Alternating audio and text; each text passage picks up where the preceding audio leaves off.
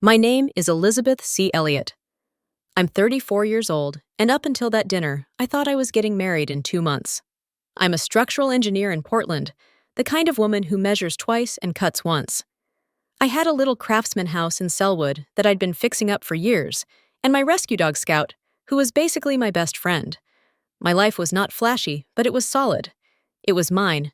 My fiancé Oliver was 32 and worked as a development manager for a local arts nonprofit.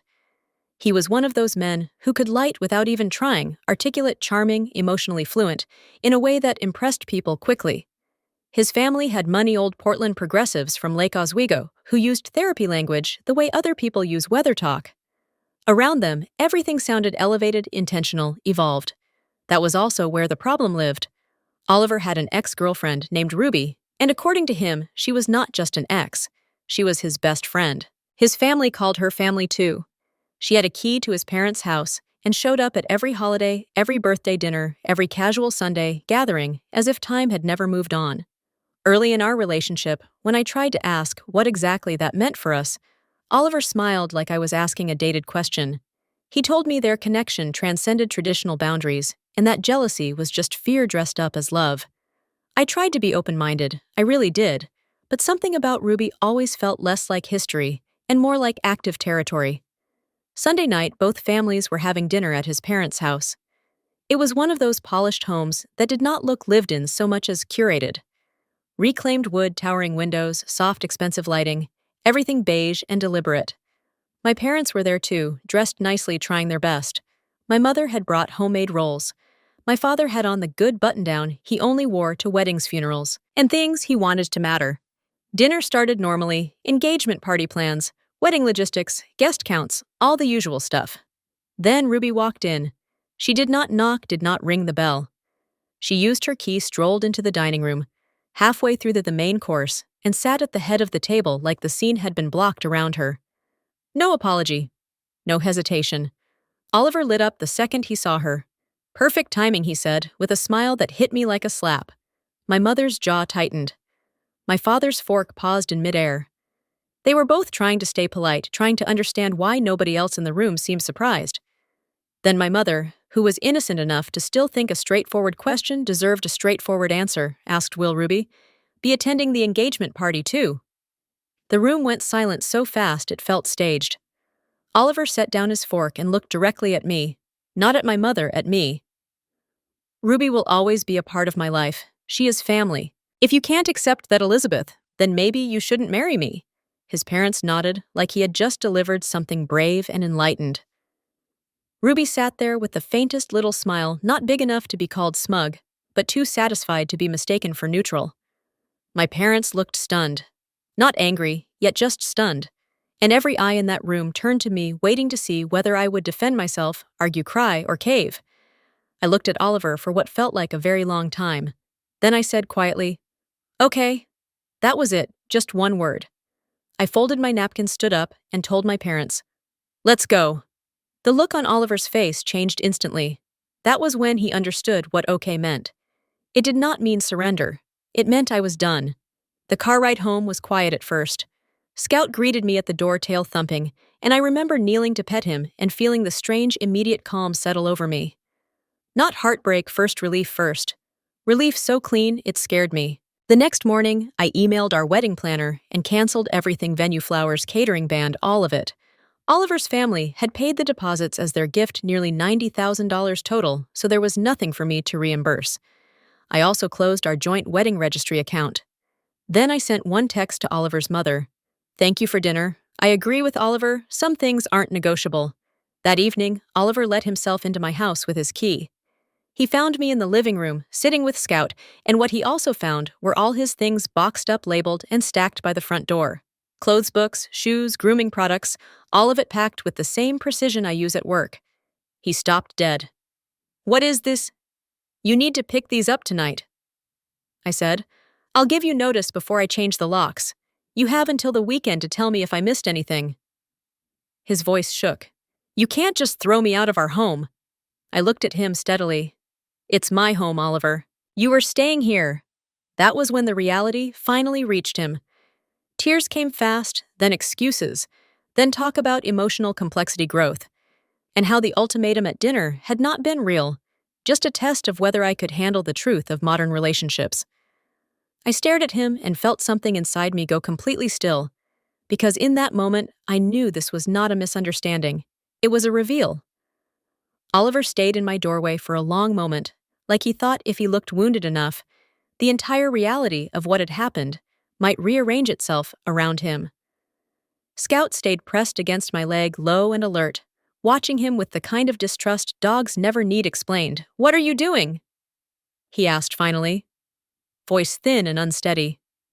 "Elizabeth, this is insane." "No," I said. "What happened at dinner was insane. This is just a consequence." That seemed to hit him harder than yelling would have. He blinked at me like he had genuinely expected a night of tears, bargaining, and emotional processing. Instead, he had walked into a finished decision. He started crying, then real tears, or convincing ones, I still cannot say. Mascara-smudged grief would have been easier to understand. With Oliver, it was always harder, because the emotion and the performance were so tightly braided together. He kept saying it was a misunderstanding, that he had panicked, that his words came out wrong. Then he shifted into language that sounded polished enough to have been rehearsed with Ruby or with his parents. He said he had been trying to see whether I could handle non-traditional emotional realities. He said love requires flexibility. He said I was collapsing under the weight of old models and mistaking discomfort for disrespect. I sat on the couch, one hand on Scout's back, and let him talk himself in circles. "Are you listening to yourself?" I asked when he finally paused for breath. "You publicly humiliated me in front of both our families, and now you're calling it emotional flexibility." "It wasn't humiliation," he snapped. "It was honesty." "No," I said. "Honesty would have been telling me before dinner that your ex-girlfriend is still the emotional center of your family, and I'm expected to make peace with that forever. What you did was stage a loyalty test." His face changed at that. He knew I had named it too accurately. Then came the turn. The tears dried up, the softness dropped. He told me I was being rigid, punitive, threatened by intimacy that did not fit my narrow comfort zone. He said I was proving the exact thing he had feared, that I could not handle the complexity of who he really was. For a few years earlier in my life, language like that might have made me stop and examine myself. That is the danger of polished manipulation.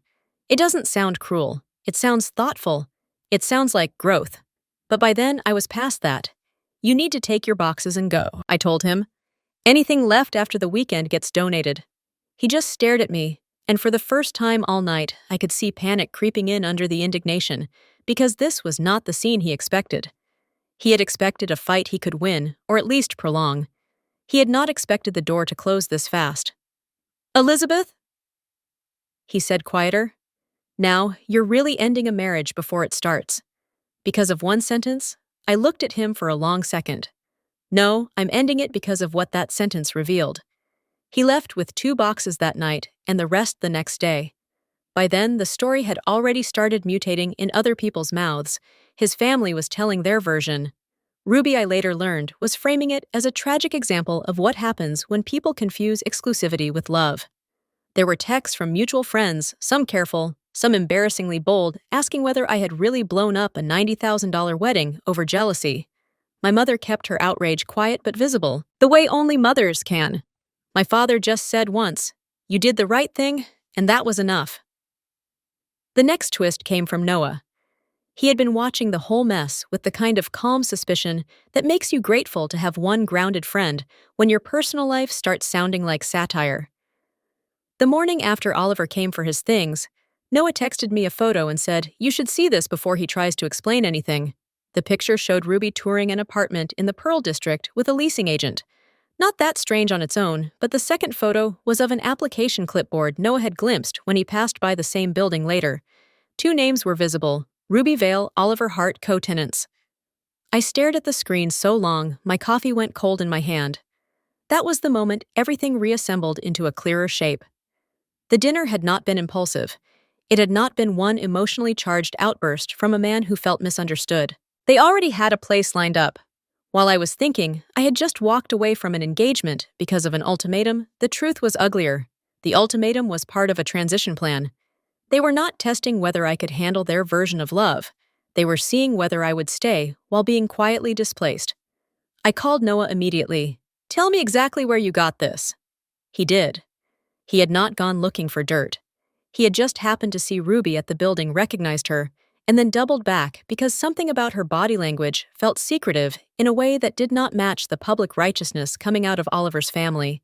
He snapped the photos because, in his words, I had a feeling they were already living 3 chapters ahead of the story they were telling you. That line stayed with me. 3 chapters ahead. I thought back to the dinner. Ruby arriving late with a key sitting at the head of the table. Oliver delivering his ultimatum with his parents nodding like this was wisdom instead of cruelty.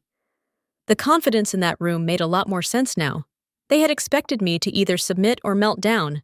What they had not expected was for me to calmly walk off stage before the rest of their script could happen. That night, Oliver texted me again. "Can we please talk?" I ignored it. A few minutes later, another message came through. I never wanted it to happen like this. That one made me laugh. Not because it was funny, but because it was absurd. There was already an apartment application with his name on it. There was already an emotional infrastructure around Ruby that I had been expected to absorb into my own future. Whatever he had wanted, confusion was not part of it. He had wanted compliance. He had wanted me emotionally disciplined enough to stay while he redefined the relationship around me without my consent. I did not answer. Instead, I forwarded one final email to Grace, the wedding planner, confirming that every cancellation was permanent and final. No holds, no pending reconciliation, no pause for reconsideration. Then I sat in the quiet house with Scout asleep at my feet and felt the full weight of it settle in. I was not grieving a misunderstanding. I was recovering from an ambush dressed up as enlightenment. The next morning, Oliver's father called me, and the first thing he did was threaten to sue, not apologize, not ask whether there was any path back from this. He came in hot, furious, talking about breach of promise, financial damage, wasted deposits, and the humiliation I had caused their family by canceling a wedding so close to the date.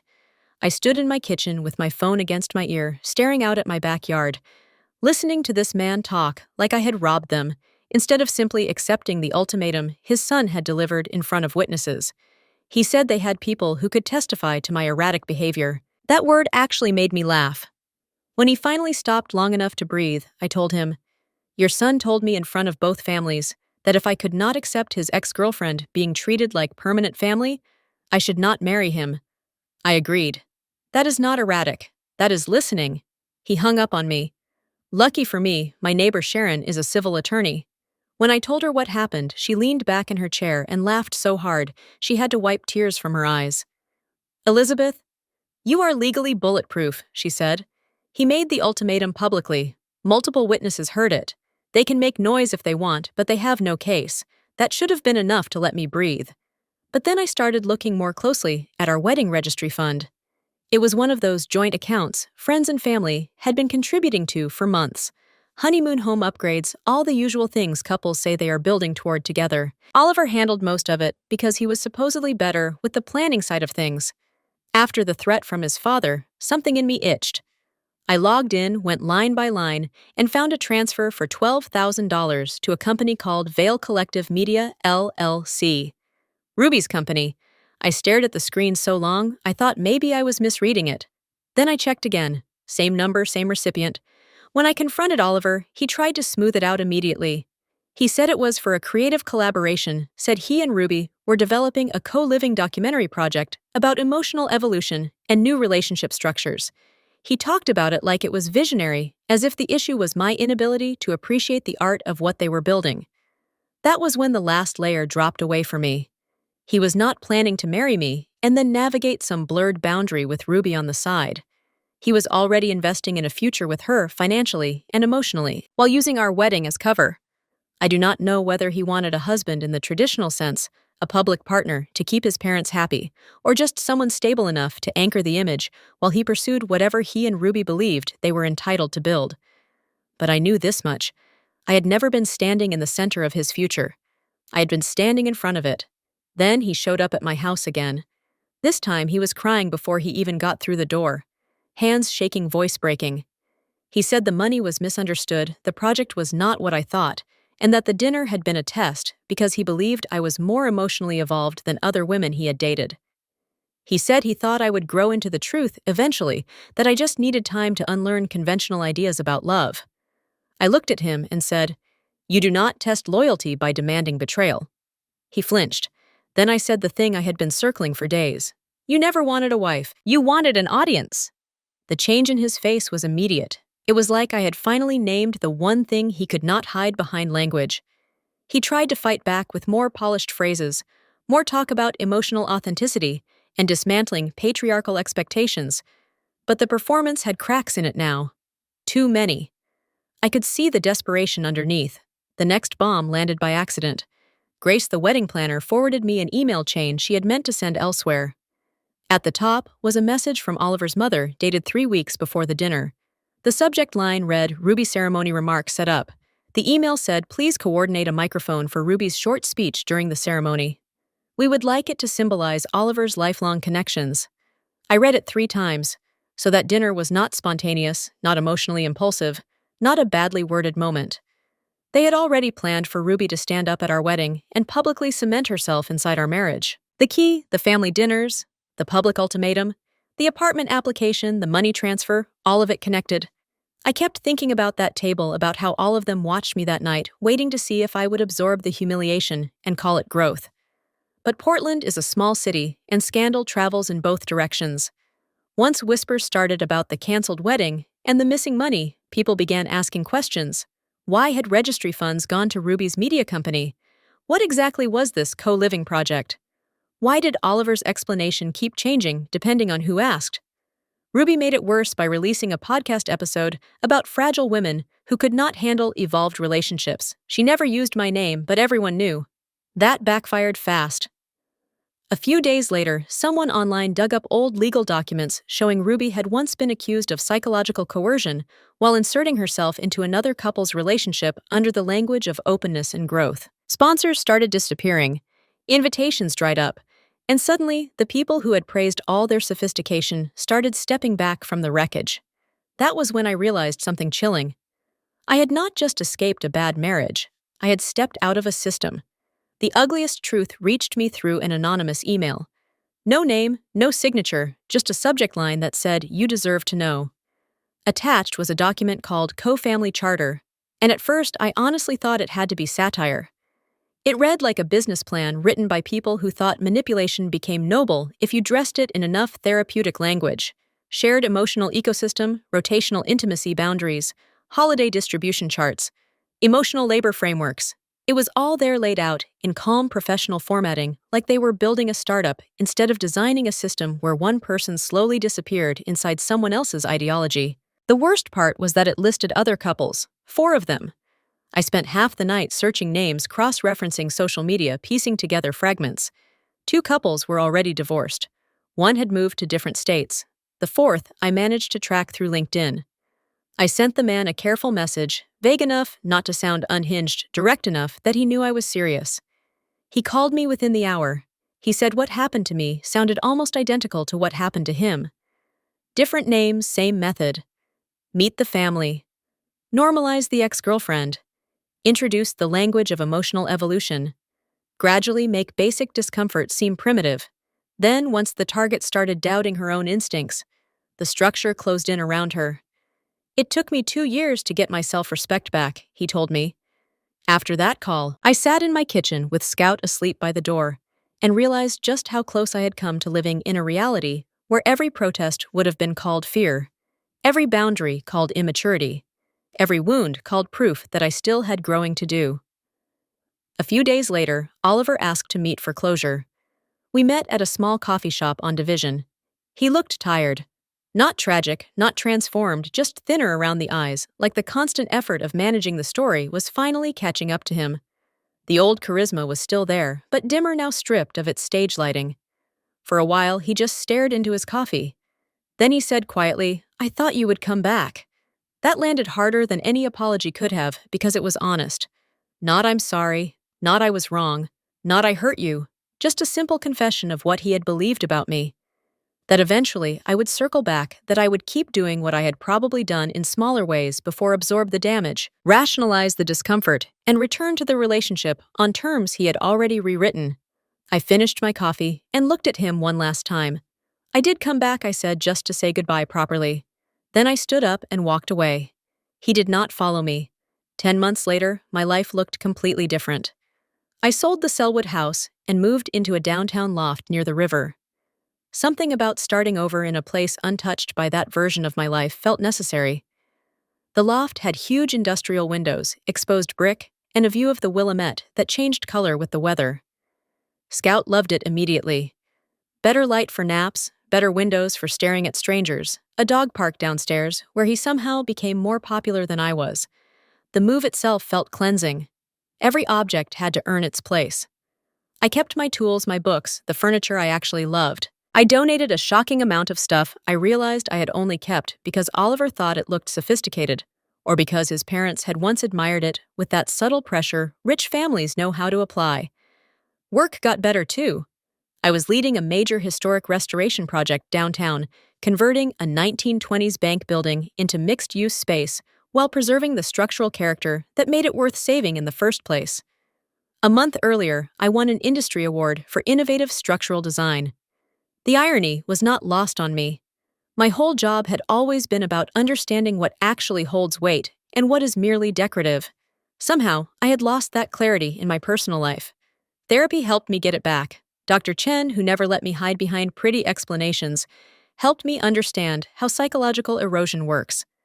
How if someone keeps telling you your instincts are limitation, your boundaries are fear, and your discomfort is evidence, you still need to evolve. You eventually start treating your own inner voice like an unreliable witness. That was the part I kept coming back to. It was never just about Ruby's presence or Oliver's performance at dinner. It was about the slow attempt to separate me from my own reality. My parents were steady through all of it. My mother still brought homemade rolls on Sundays, but now we ate them in my loft, while Scout begged shamelessly, and the conversation stayed blessedly normal. My father helped me choose furniture for the new place. Once, when I showed him the award certificate from work, I caught this quiet look of pride on his face that meant more to me than he probably realized. Noah stayed exactly what he had always been, solid, funny, unimpressed by nonsense. He was the one who kept nudging me toward the world again after months of intentional solitude. That was how I ended up talking to Daniel, a man I met through a local architecture fundraiser. Nothing dramatic, just easy conversation, patience, and the strange relief of being around someone who did not seem interested in redefining reality every 5 minutes. He knew nothing about my history at first, and I liked that. To him, I was just Elizabeth. Then came the moment that closed the circle. I was at a charity art auction downtown with Daniel when I saw Oliver across the room. He was not there as a guest. He was working as a volunteer server, pouring champagne in a black event uniform.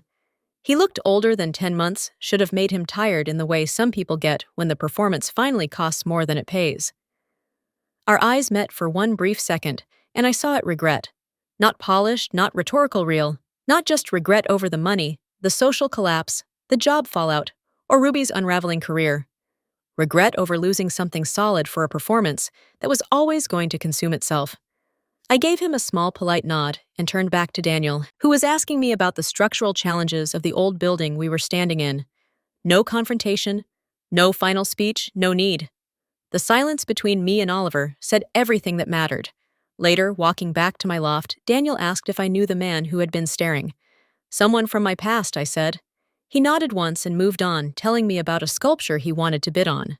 No interrogation, no analysis, no demand to process the emotional dynamics in real time, just acceptance, forward motion, normal. That was when it hit me how distorted my sense of normal had become. I still think about that dinner sometimes.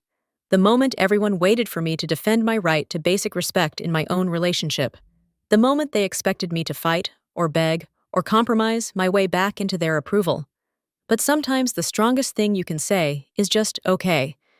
Sometimes walking away is the only response that protects your dignity, your sanity, and the version of yourself that still knows when something is deeply wrong. Some ultimatums do not destroy relationships, they reveal them.